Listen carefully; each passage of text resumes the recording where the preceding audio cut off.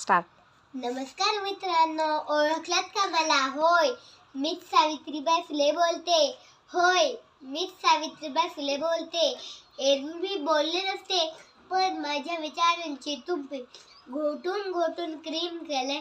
चक्क मला देवी बनवून फोटो मध्ये फ्रेम केलंय. जमेल तेव्हा जमेल तसे माझी सोयीनुसार कौतुक करतात. खरे दुःख यांचे की तुम्ही मला गृहीत धरतात. यांचा राग मी तुमच्यासमोर खोलते. होय, मीच सावित्रीबाई फुले बोलते. कुऱ्हाडीचा दांडा गोतास काय व्हावा, सगळ्या गोष्टी डोक्यावरून गेलात. ज्या माझ्या वारसा सांगतात त्याच बेईमान झाल्या. असे होईल मला माहित होते का?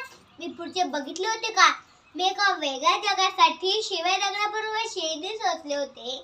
तुमच्या भाषेत सांगायचे तर रात्रंदिवस घातले होते.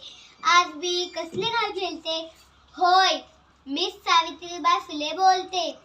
माय माऊल्यांनो, लेकी बाळांनो, तुम्ही शिकलात सवरलात पण नको तेवढे शहाणे झालेत. विकृत श्रीमुक्तीच्या प्रत्येक जणी कहाण्या झाल्या. माझा वारसा संघ स्वतःसाठी राबतात. या सगळ्या संतापापुढे आज मी भिडभाडू शकते.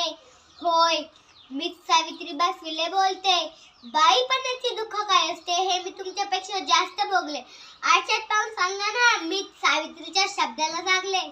होय, मीच सावित्रीबाई फुले बोलते. आमच्याच मातीतील आमच्याच लेकरांकडून दुजाभाव बघावा लागला. माझा फोटो लावण्यासाठी सरकारची आड निघावा लागला. आपल्या सोयीचे नसले की विचारांकडे कानाडोळा होतो.